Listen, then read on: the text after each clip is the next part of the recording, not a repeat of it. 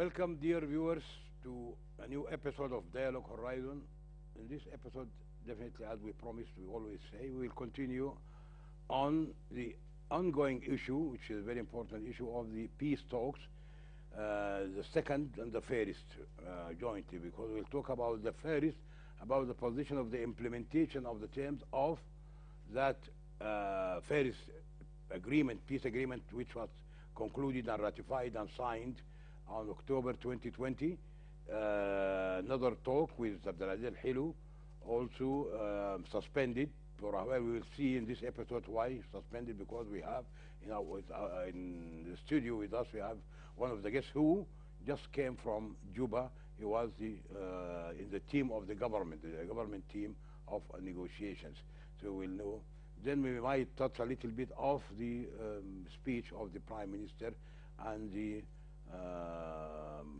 ongoing issues in the economic situation of the country. So I'm very glad to host in this episode two of our very important persons who are right inside this dilemma of the peace talks and the transitional period, right in the middle of this. These are very important. One of them we have just to my right is Dr. Abdul Halim Teman. He is the Assistant President of Ummah National Party. And also very important and very active revolutionary Ahmed Tugud Lisan Ustad, Ahmed Tugud Lisan. Now he is the spokesperson or the secretary of the, first of all, he is the Justice and Equality movement leader, one of the leaders of the Justice and Equality, and he was the spokesman. And also he's the secretary of the chief negotiating team on the previous talks.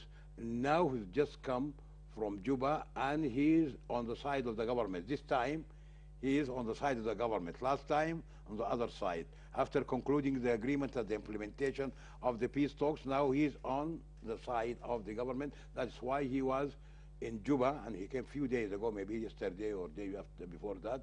He came from Juba, so he had fresh news about the suspension of the talks. Welcome, both of you, dear gentlemen, to have this important episode on the ongoing. People are very much concerned about first of all, about the suspension of the agreement before concluding the agreement with Al-Hilu. And secondly, after the issue of lifting subsidies and the political impact on this decision, how can it be absorbed? We will talk a little bit when we come to the every on each point. So I will start by Dr. Abdul Halim.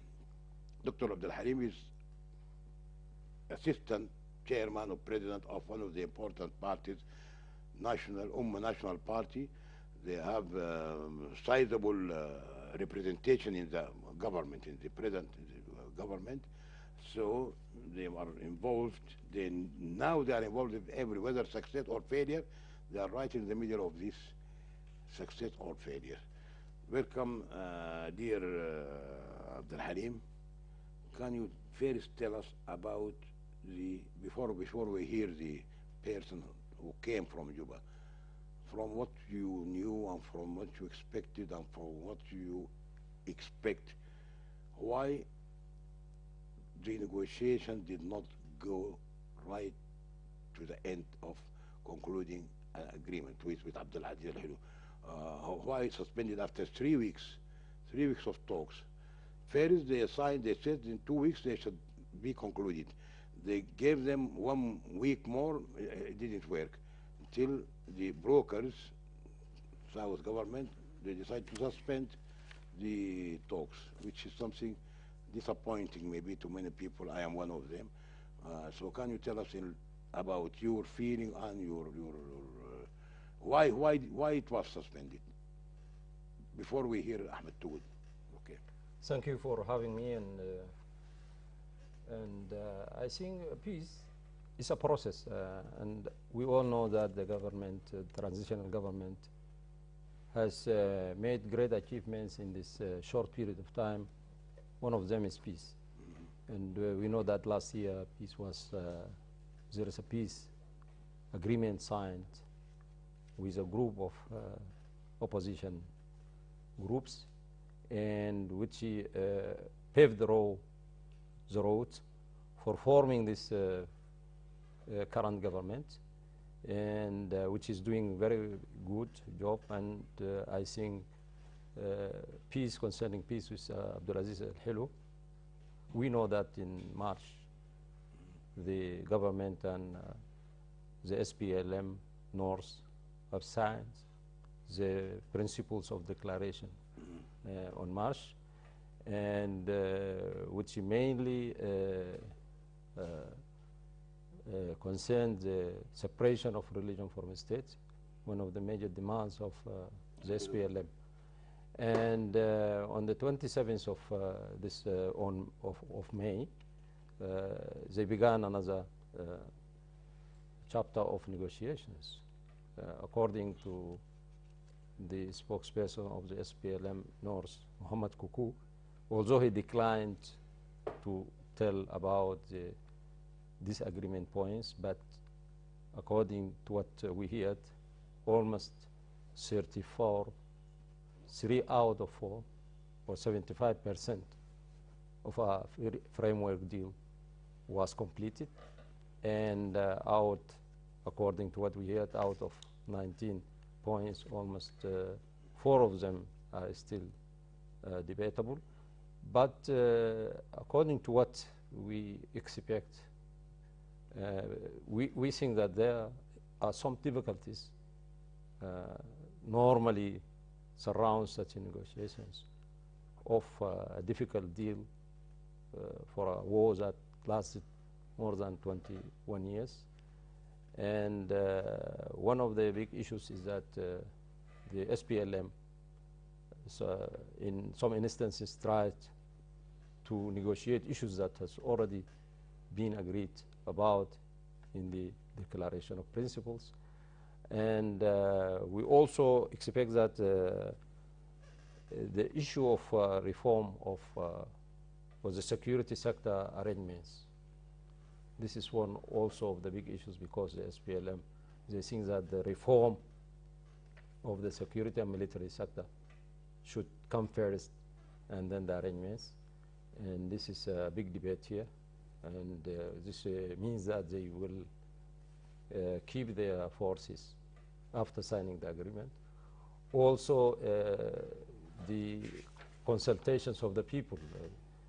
In their proposal, they think that after signing the peace agreement, then this peace agreement will be addressed to the nation, the local people, and according to the outcomes, they might revise the whole process. And this is also one of the issues that the government thinks that the people, the indigenous people, will follow the implementation of the agreement rather than making a veto on the whole issue. And I think also there are some difficulties concerning the name of the region, and this was also already solved, because the SPLA, they wanted to name the region as Nube State, but the government said that it's not wise to give a name that has an ethnical meaning. And I think this is also has been solved, because they agreed that the name that was written in the Nefasha agreement should prevail. And of course there are some issues, but still we think that there is a progress made, and we hope that in the next chapter, or they will come to and this is a very important part of the responsibilities of the government, to make a deal with Abdulaziz Al-Helu and all, and Abdul Wahid Mohammed Noor. Okay, thank you, Doctor. Okay, if we go to the person who just came with a fresh news, and he was part and parcel of the old negotiations, he was at that time the secretary of the negotiating team of GEM, Justice and Equality Movement, and SRF, Sudan Revolutionary Front. He was the joint secretary of the team in the previous negotiation. Now he is being, as I said, he's a leader in the GEM justice and equality movement, one of the biggest movements, and they have a big share like Ummah party and the traditional governance, the present governance. So having come just only a few days ago, yesterday from Juba, you have the fresh news. Can you tell us about the main points? Dr. Harim said about four, still four sticky points, four out of 19 maybe. Can you elaborate on this? Can you tell us your feeling first, the meeting, and your expectations when in the second round? Do you think the issues are solvable, can be solved, or it will be sticky, or you are not hopeful? Are you optimistic or pessimistic on the negotiation with Al Hilo? Well, thank you very much for having me in this very important session, and I'm also pleased to have my brother and my colleague Abdul Halim Isatiman in this episode. Yeah. As Abdul Halim correctly stated, to make peace, it's a long journey, and it is a process. And the process may take months, may take years. It depends on the nature of the issues that's subject for discussions between the two parties. As we all know, that peace is one of the slogans of our revolution, and people correctly said that freedom, peace, and justice are the main task of this transitional government.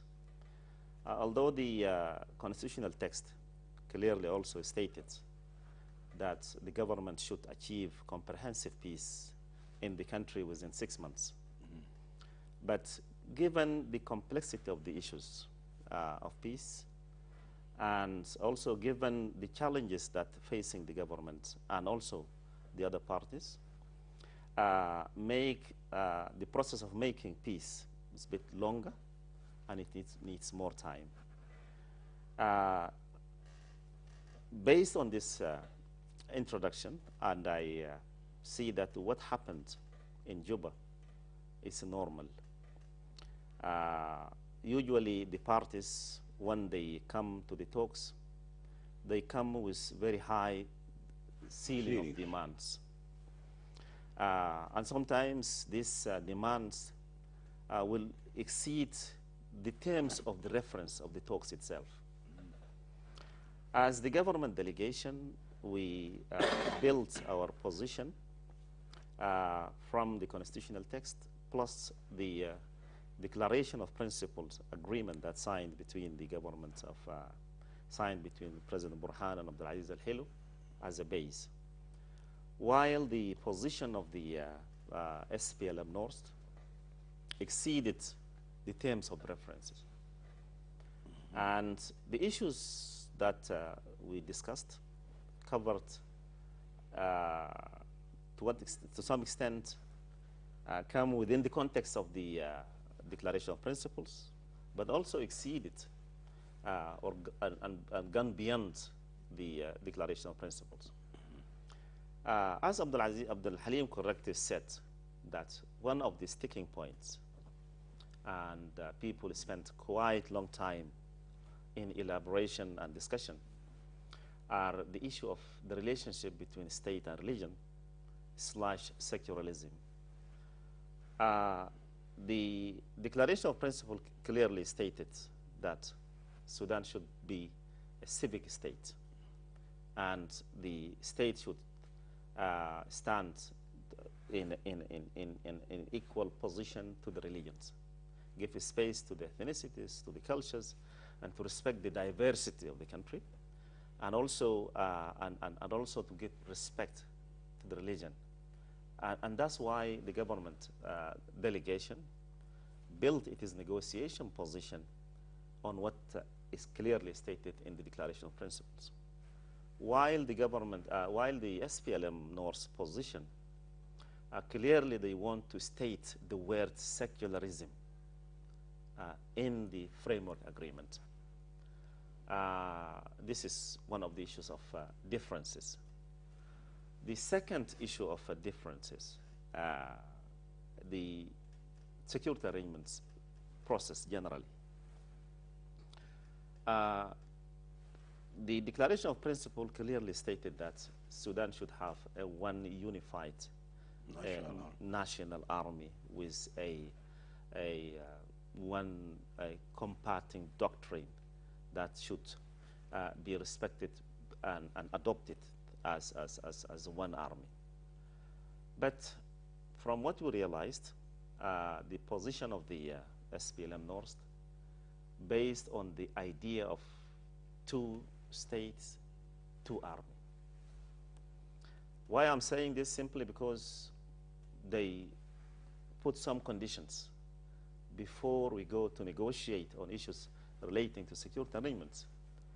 They want from the government of Sudan, firstly, to reform the whole security sector in the country, to integrate all the forces, including the movement forces, the National Army, the Rapid Support Forces, collectively should be integrated in the National Army, and then carry out all the reform process, including the laws and regulations that, organizing the military sector and the security sector.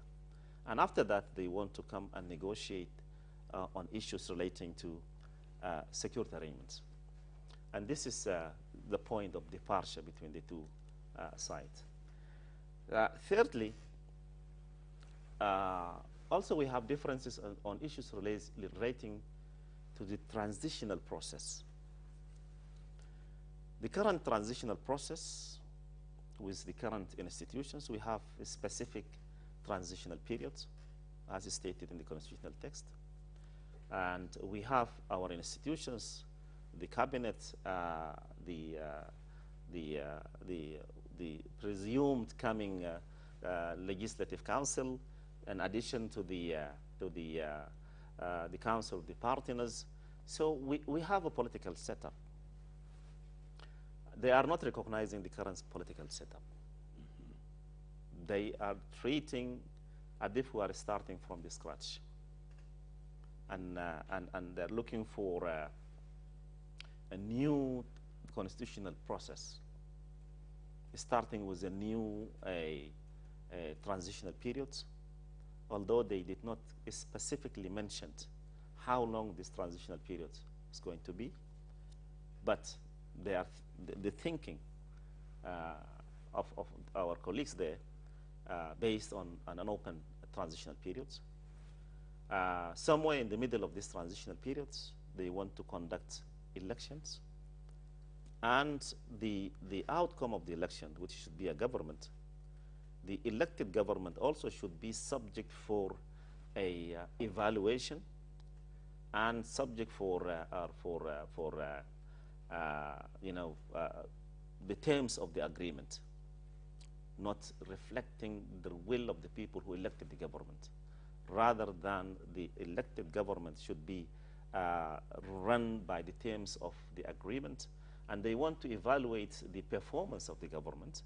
If that government respected all the issues mentioned in the peace agreement, then at that time, they can give up some major issues. One of those issues, the issue of self-determination. And this is a conditional. So self-determination, although it is clearly stated that in the Declaration of Principle, the unity, territorial integrity of the country, but still in their position paper, they are looking for a self-determination, public consultations, and they are also using all terminologies of the of the CPA, like attractive unity. So all these issues, we found the possibility of bringing the gap between the position of the two parties in order to come to a common ground, to some extent difficult. I'm saying this not because these issues cannot be resolved, can be resolved, because it is a process. But if we take the general environment that led this process until we suspended the talks. I assume that the environment was good, the spirit of the negotiators was good, the willingness to make a progress was there, and also the determination of the parties in order to engage constructively on all the issues on the table was good also. We want to build and capitalize on this environment and push the process forward. The reason why we suspended the talks, not because we failed, but rather we found there is a need to run more consultations at different levels with the leadership of the SPLM North, with the leadership of the government of Sudan, to bring the international community in, and also to use the leverage of the President Salva Kiir of the South Sudan, together with other international actors that can come and contribute positively in bringing the parties and let them minimize their differences in order to come on a common ground. So based on this issue, the mediation decided to suspend the talks, but this is not the end of the game. For how long, roughly? You feel the suspension will be long? 1 month, 2 months, 3 months, or weeks? Nobody knows suspension in your evaluation, not. Yes, when we started this round of talks, the mediation given us 2 weeks. 2 weeks. Yes. And from my old experience throughout I participated in, or I have been working on these issues for quite a long time. You know, the diplomacy of fixing time and force the parties to abide by that time in order to reach reasonable conclusions usually fail. So the diplomacy of fixing time is not going to work in the peace process. And this is one of the mistakes. I'm not saying mistakes, but misjudgment of the situation from the mediation side. Now, how long this consultation will take entirely depends on the activity of the mediation, and also it will depend on to what extent the parties are ready to find room for the mediation, allow him to call the parties back to the talks. But from my own assessment, I see this will not going to take longer time, could be 2 weeks, maximum 3 weeks, and then we are going to resume the talks and start. To understand better. And yes, one of the issues also, of divergence between the parties, what we call it the supra-constitutional principles, المبادئ الفوق الدستورية.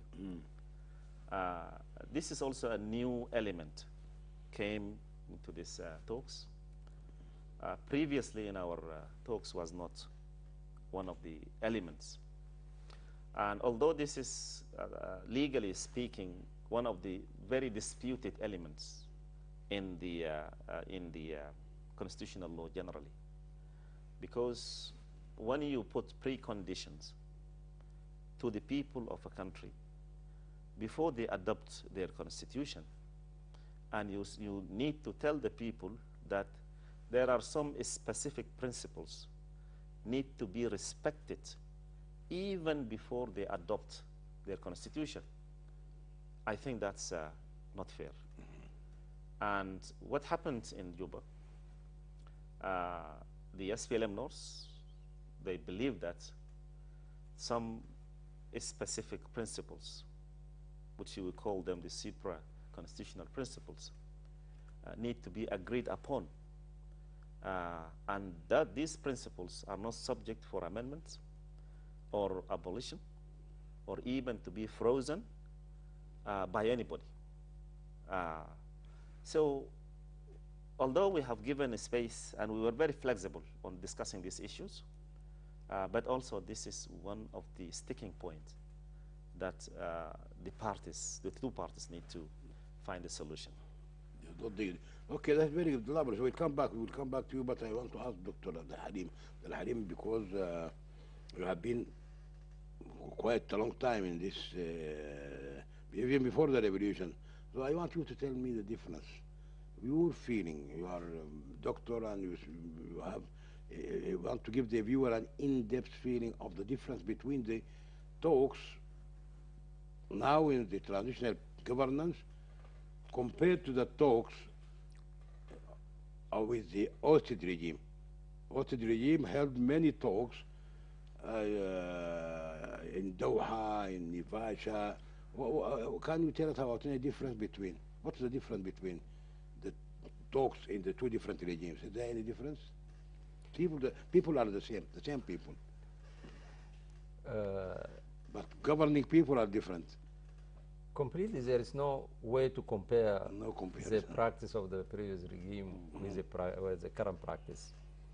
Now we are talking about a transitional government that came as a result of a consensus of Sudanese people in changing a regime that has destructed the country and has caused all this damage.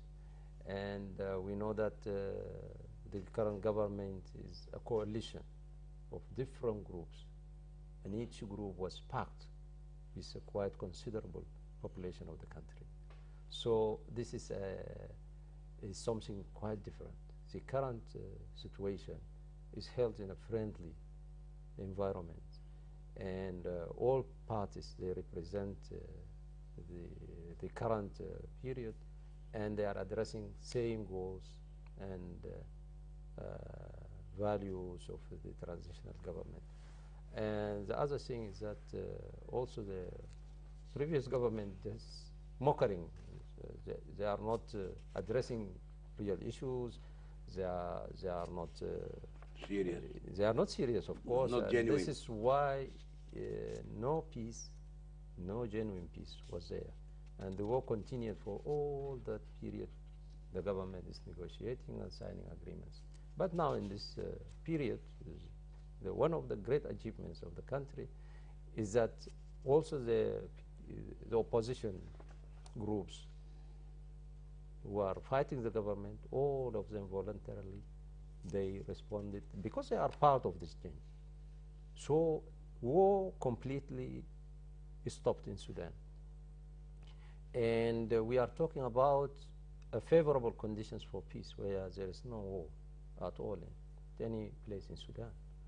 And I think this is a very good sign. The other thing is that you have a good model of peace agreement signed last year with my friend Ahmed.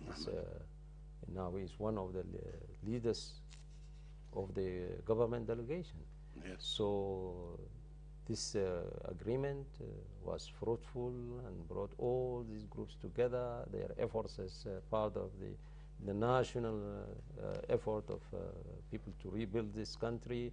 And I think another step is needed to sign an agreement with Abdulaziz Al-Hilo and Abdul Wahid Noor, and that will be a good and important step to furnish the road to rebuild this country and to unify its nation with the will and the participation of all its parts and citizens. And I think this is possible, and we began a process, and the general trend is positive, and every day we are achieving more. And I think also one of the good things is that even the disagreements are normally in a logical, friendly, and amicable environment. And I think this current peace negotiation with Abdulaziz is very crucial and will be very complicated because It will be complicated. yes, will be very complicated because the government delegation needs to enter in additional preparations for the next period. But I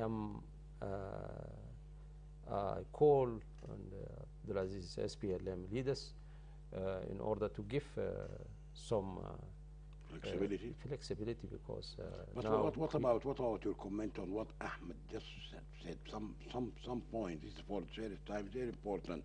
Some points, or they say that some should be something like sacred, something untouchable, above the constitution, not to be even amended, frozen, as Ahmed Tugud said. There are certain. I don't know what are these certain things, but the idea of having some, as Ahmed said, I agree with him, it's unfair. The idea of having certain things untouchable to be agreed upon, if I understood him correctly. this is a very, yeah, there's What is your a very comment? serious remarks. There's very serious remarks in this negotiation, and I think one of them is the security or military arrangements, because as we understand, because we understand from the stance or position of the SPLM, they want reforms before arrangements, and this means that they will keep their army Troops, for some time. And after that, they will decide about the arrangements. And this is also something that need to be revised in line with the principles declaration of principles. The other very serious remark concerns, I think, the period of the transitional government. Because we have constitution and there is a period decided already, and they are talking about 3 periods for the coming period. 6 months is at the beginning, if I'm Yes, correct. yeah, And after that, the rest of the transitional periods will be divided into another 2 periods, although they didn't decide about specifically the length of time. So talking about issues already, I think they are part of the constitution, or either they are part of the declaration of principles. This is something is not possible, at least, unless I think this is not good. And the other thing is the complication also about the public consultation. They say that after they sign the agreement, the peace agreement, they will refer to public consultation, and according to the outcome of the public consultation, they will revise the agreement, and this is also holds a great complication.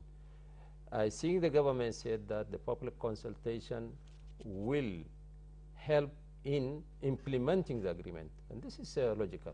So you cannot sign agreement after all this effort, and then you revert to another party or body that will maybe change. the public change or abolish or anyway. This is something that is not acceptable. I think that the public consultation, the public can be part of the negotiation, as so it was in Nefasha.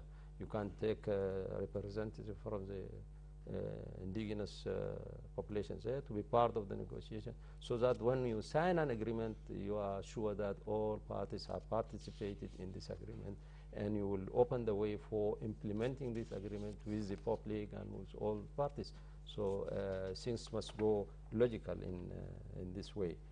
I think it's not wise to give some signs of not abiding with the constitution, because we have constitution signed and should be respected by all. So in some way, according to what is observed, the SPLM sometimes they are negotiating as if they are not considering an existing constitution. Yeah. And this is also is not acceptable. I think that should respect the current constitution, and which is accepted by all Sudanese, all parties, and I think then they will go to see what they can to complement what is existing. But as if they are trying to build from scratch, this is not. This will disrupt the whole status quo. Yes. Yes, by the way, the public consultation, I read the public consultation was signed as an appendix to the CPA, the Comprehensive Peace Agreement. Public consultation, why did they not try to, at that time with the OTID regime, public consultation, because it has It's not tangible. You cannot find something which some material by which you can start doing something. They just mention public consultation. They don't talk about how what will the public consultation, what will it lead? Will it lead to cessation? No, it will not. It is just something put to appease the departing, actually, because the SPLM North, the two factions, were left over after the signing of the agreement in Nifasha. They were left over. That's why just they put the public consultation. That's why since 2005 till the ousting of the regime, nobody talked about the public consultation. So I agree with you, both of you, that the public consultation is something not tangible. Definitely, you cannot get out from it anything material, which is very useful. Definitely, it's completely useless. I read it in depth. I read the public consultation. When you read it 2 or 3 times, you will get more confused. You don't know what is the intention of these people or the person who proposed it, why he did. I think just he said to us that it's a good farewell from the SPLM, the mother, to the SPLM, the offsprings, the two springs. Anyhow, now I think Ahmed Tugud will give us good elaboration about the stick, but I think these points are very sticky. If Al-Hilo, unless he shows some flexibility or some tolerance, if he keeps on this, I think we will end nowhere. If you are not respecting or you are not giving weight to what have been signed in October 2020, and you built on that, then you will come to nowhere. Okay, can you have anything to add before I ask you the second question, the important question about the nomination and the appointment actually of Minawi as the first governor of Darfur in the new federal system? All people will know that the declaration they agreed, but till now, till this moment, there was not a decree about the formation of the regions. I know there are 8 regions. There's supposed to be 8 regions. That's what agreed upon in your. You agreed upon 8 regions or 6 regions? Well, we'll come to this point. Can you tell us? Yes, tell us about yes, it. I think the government delegation contributed positively to improve the draft of the framework agreement presented by SPLM North team. We added some very important issues like the women's rights, issues like the participation of the people of the 2 areas and the rest of the Sudanese in the public service, issues like environment. So the reason why we decided to add all these issues, we want to make the framework agreements more comprehensive, addressing the real issues of concern to the public, and also to enable the whole transitional process take into consideration the legacy of the struggle and the cause of the conflicts, whether that's in the preference generally, into consideration. So we make the documents look more reasonable and more comprehensive. This is one. Secondly, one of the issues that I forgot to mention on some specific areas of the relationship between state and religion. The SPLM North, they think that there are some issues need to be addressed and tackled properly, like the banking system in the country. Although these are details not supposed to be in the framework agreement, but they are calling for a conventional banking system, while the government is looking for a conventional plus dual banking system. This is one of the areas of the differences between us and the other team. And also they are saying, well, because of the state need to separate the religion from the state, we are looking for a new a weekend holiday. For example, they're calling the Wednesday to be the weekend, while this is not. I have never seen in this world that people adopt the Wednesday as the weekend holiday. Usually, the, the, the, the Muslim countries generally they have the Fridays, so this is the holiday for the week. Christians have Sunday. And the Christians and the other countries the Sunday and the Jewish and others on the Saturday. So this is normal, but this is also one of the issues that raise some concerns about the intention of the other party. But generally, as I said, we are very optimistic. Still, there's a long way to go, and still we need to develop different strategies when dealing with the talks. And we need to build on our previous legacy, because in the previous regime, as my colleague Abdul Halim clearly stated, the existence of a will to bring about peace and stability is the driving factor for success. If the government, or the current government, has no will to bring about peace, then ignore the outcome of the talks.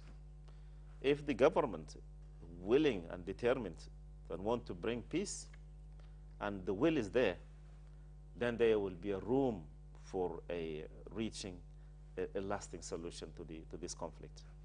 And from what I realized, still we believe that we have a great opportunity to bring about peace and stability through the current process. Okay. Coming to your question of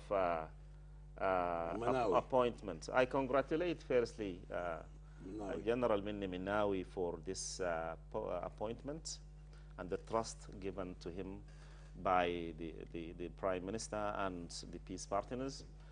Secondly, his appointment came as a result of the Juba Peace Agreement.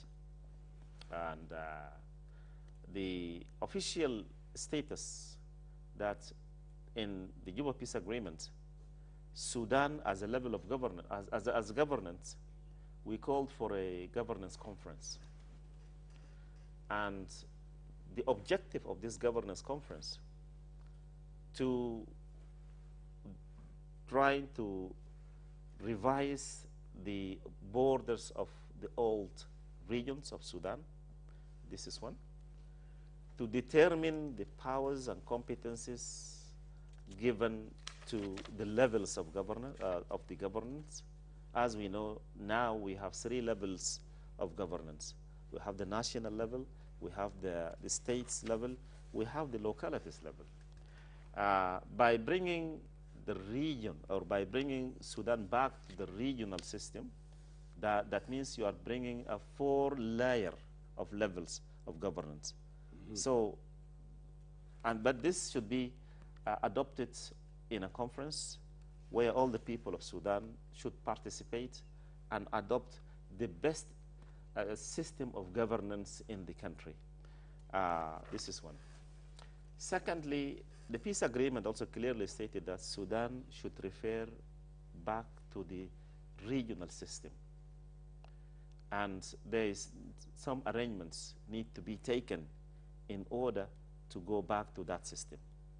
Based on this, President Burhan issued a presidential decree, referred Sudan to the regional system, and formed committees in order to prepare for a comprehensive conference to enable all the people of Sudan to participate effectively in what the system looked like, to agree on the powers and competences of the levels of governance, and also to agree on how to run the country through the new governance system. So, but this should be done according to the agreement within 6 months.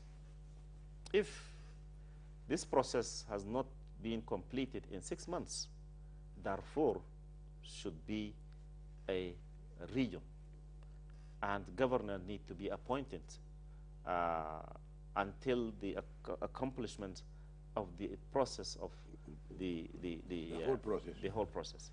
So the appointment of Minni Minawi is an exceptional case, But it was mentioned in the mentioned in the peace agreement. in 6 months. If not applied, the regional system therefore should be singled out As and be privileged by appointing a governor. governor. Okay. Yes. And now he's supposed to run a wider consultation with the different community components in Darfur, together with the political parties and the you know the native administration, and to form a comprehensive governments that represent and reflect the diversity of the people of Darfur. Because if that's not going to happen, given the complexities of the situation of Darfur because of the long war and the fragmentation of the community and the division of the communities,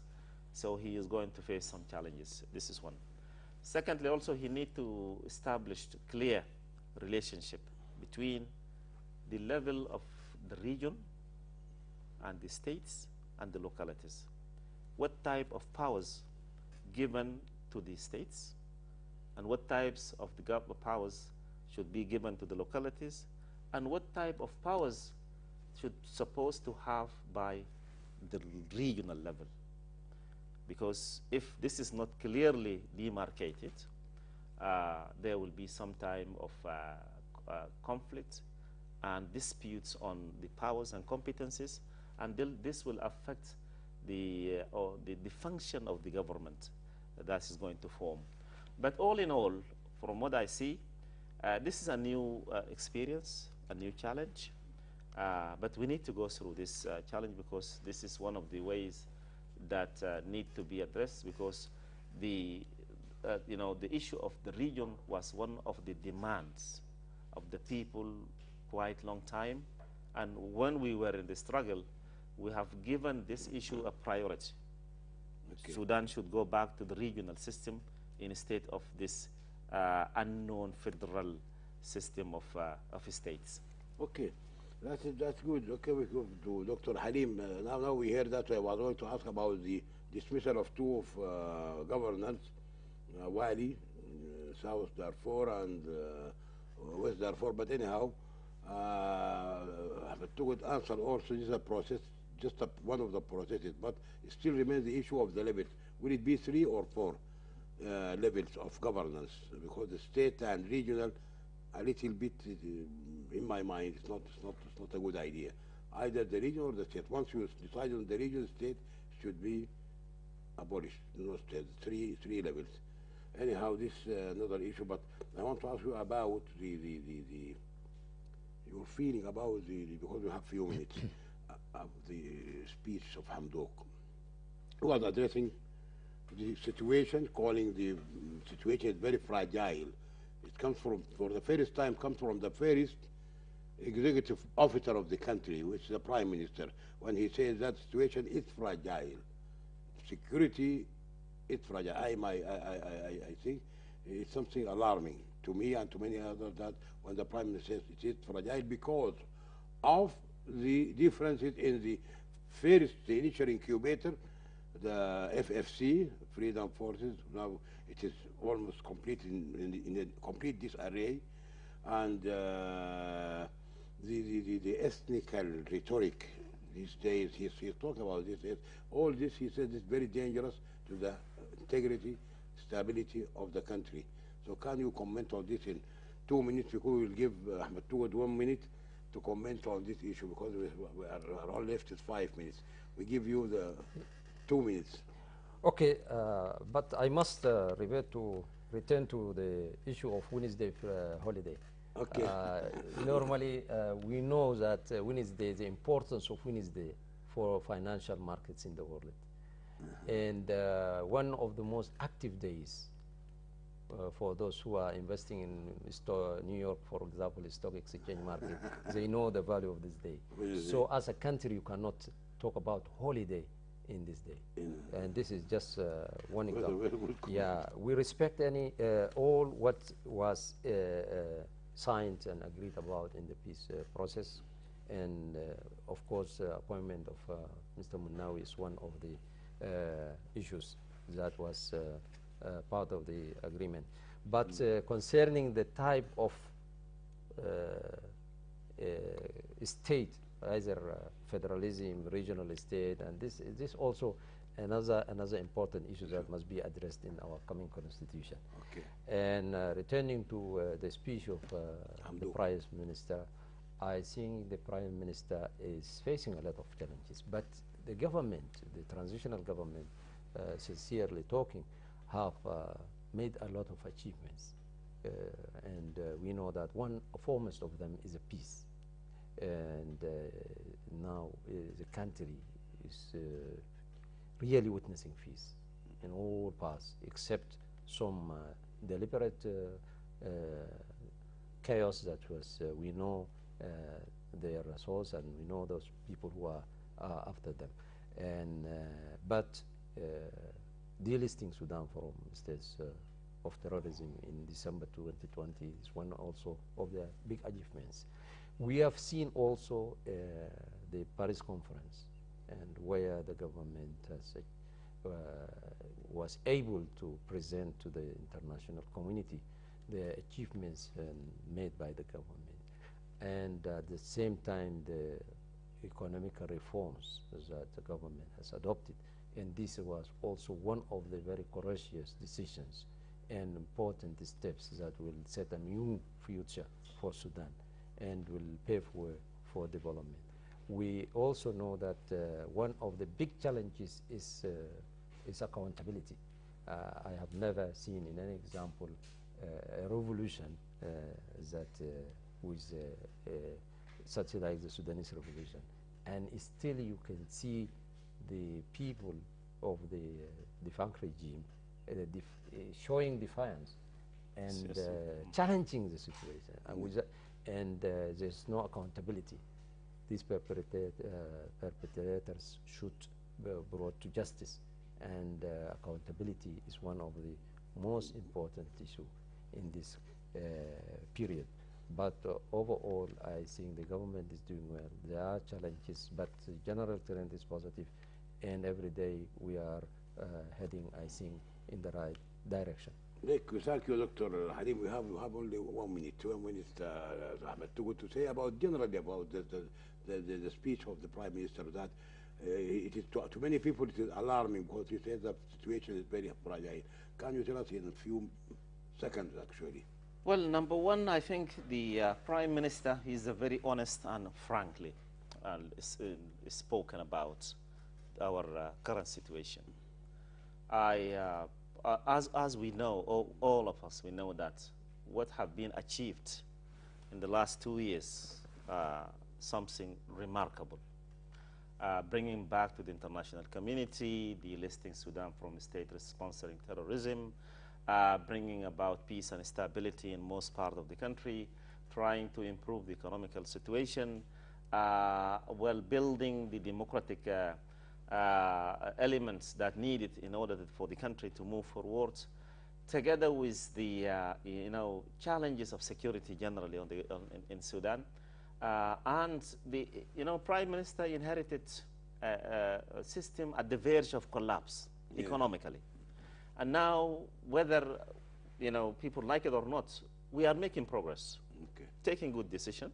We need to support this government very strongly, work hard, help the Prime Minister and the government to go with the programs that adopted for this transitional period, as we stated clearly in the constitutional text, and we follow to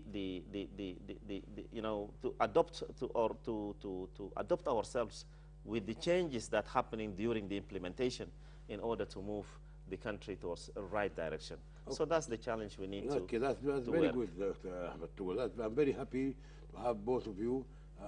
Thank you, dear viewers, for being with us in the last 1 hour. Hope to see you next week in another episode. Maybe we will continue on the same issues with the same gentlemen. Till that time, say bye-bye.